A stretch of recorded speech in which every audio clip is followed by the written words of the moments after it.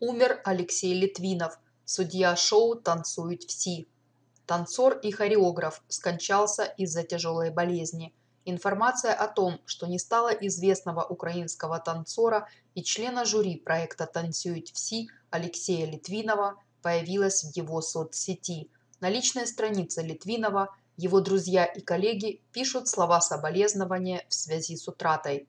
Всем танцевальным миром, миром шоу-бизнеса и миром неравнодушных людей на лечение Алексею Игоревичу собирались денежные средства, но жизнь распорядилась иначе.